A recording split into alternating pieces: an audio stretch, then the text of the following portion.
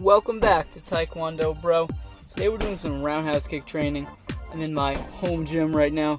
So right now I'm just working the long roundhouse kick, right? Hitting the century bag. Now it's a pretty good bag to hit. Now let's talk about the roundhouse kick though. So if you're practicing at some type of punching bag or something, what I want you to look out for is your hands dropping. You don't want them to drop too much. You want to have a good guard. And also, look at my front foot when I kick. You'll see that I'm chambering, right? So that chamber, what it does is it lets me get more hip rotation in. And when you're doing this kick, you want your knee to kind of be sideways, right? So you want to turn your whole hip over, get that 5 minutes, just to really spend some time doing it.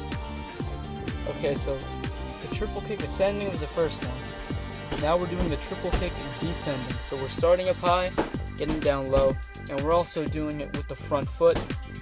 Now, what is different here is that a lot of people, when they get down to the third kick, they lose their balance, right? They're not going to pull their leg back. So what's important here is that after each and every kick, you pull that leg back and bend it, and then get back in your stance. Also, another thing is that when you're kicking down low to the legs, if either doing a sweep or just a leg kick, you want to keep your hands up just as a force of habit, because at that range you could easily get punched. And then we have a very similar thing here. If you're having trouble generating the torque to turn over your hips to get that kick going, try some oblique or some lateral exercises. Strengthen up that core of your body, right? The core is not just the frontal abdominals. It's like the entire section of your body. It's where you generate a lot of your power from in these kicks, right? And another thing is that, look at my stance, right? When I'm kicking, my back foot is pivoted, right? Pivoted away. It gives you a little bit more range of motion, a little bit higher, a little bit faster, so try to do that. Now you may have noticed that Bob looks a lot taller right now because I've made him into an NBA player, right? So he's pretty tall, and when I'm practicing is getting that roundhouse kick super high up in the air to where a really tall person's head would be. Now what's important here is that when you're throwing a really long and high roundhouse kick, right? Look at my body. You can see that I'm not bending down. I'm not leaning my entire torso back to get my foot up. I'm lifting my leg. That's the proper way to do it. You don't want to be leaning over, because then you could fall down easily. Another thing is that, look at my pivot. I'm pivoting my front foot when I kick. This is the same tips you get for the normal long roundhouse kick. But what's important is that sometimes you just have to practice kicking super high to work on that flexibility. Sometimes you gotta practice kicking low too. So if you look up here, look at the twist. You see I pivot right before I go. Yes, that's a little tell, but it gives you more power. That's the proper way to throw a roundhouse kick. And then the rechamber is where a lot of people mess up. They will kick all the way up there and then they just flop their leg down, right? After you kick, you need to bend your knee back and pull it all the way down to where it started, or you might get swept. No one wants to get swept, okay? Okay, so the headshot, instant roundhouse kick, right? We're going head height. Now, another instance, we just got to practice getting them high. So if you're practicing at home and you're having a tough time kicking high, sometimes you have to like go up and over where you normally kick. So go really high and try to keep that technique. The same thing happens with the pivot on the instant roundhouse kick, except it's not in the front foot because you're kicking with it. If you look at my back foot, I'm moving it when I kick, right? It's a pretty quick motion, not more than 1 second. But I lift up and I pivot, right? So look at the back foot. Pivot, turn up. A lot of people, they don't know this or they don't do it the right way, and that's why the roundhouse kicks suffer either from just lack of power or just lack of flexibility. And the same thing. So now we're doing instant roundhouse kick to the head and then long roundhouse kick to the body. Now what's important here is on the second kick, you still want to be rotating your hips. You still want to be going over and pivoting your foot, right? So sometimes people get so into the instant roundhouse kick that they throw a really sloppy long round, right?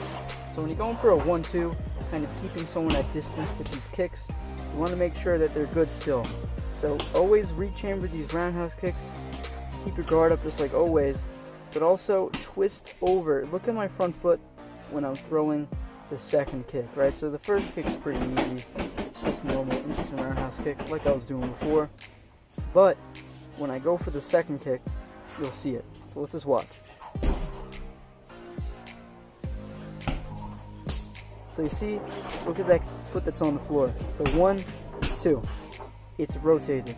That is the key to the roundhouse kick. Once you master the pivot and rotating over with the chamber, you're going to have a really good kick. And now you just got to work on some of the really technical things like your hands up and then what angle your torso's at. So that's pretty much it. And this is a great 1-2 combo. You want to try it on a bag, try it on a person. If you're really good at roundhouse kicks, this could be something that you use to keep someone at distance, right? So now we're going to have the slow motion roundhouse kick, right? The slow motion roundhouse kick is one of the best ways to practice technique.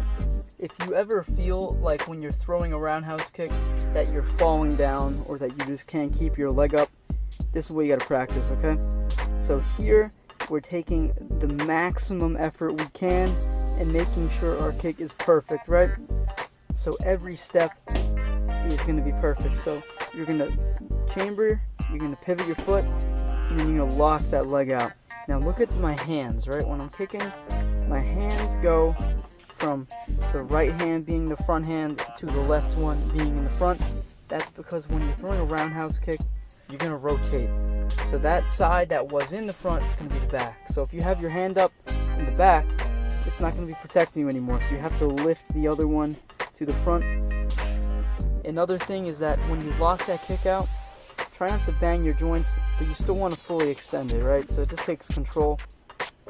And where you're hitting with the roundhouse kick is actually not as universal as you may think it is, right? Some people like to kick with like the edge of their foot almost right behind their toes, and that's good. You can get some pretty good impact there. I prefer not to. I like to kick almost where the base of the shin and the ankle where they meet, right? If you look at some really old Taekwondo foot pads, you can see that that was the only spot there was padding on because that's the part they were kicking with, right? Now some Muay Thai people, they like to kick with more just pure shin away from that, so I kind of like to kick in the middle. I don't like kicking with the pure foot because sometimes I feel if you hit really hard, it's going to hurt your foot and you run the risk of injury. So, thanks for watching. We went through a bunch of different types of kicks here, and a couple of them glitched out and I had to cut them out of the video, but we still got most of them. Only like 1 or 2, the frames got frozen, so I had to chop it out. So, just like always, thanks for watching. I hope you can practice these on your own. I hope you can improve, find something to work on with your technique, and push yourself to the next level. And I can't wait to see you next time.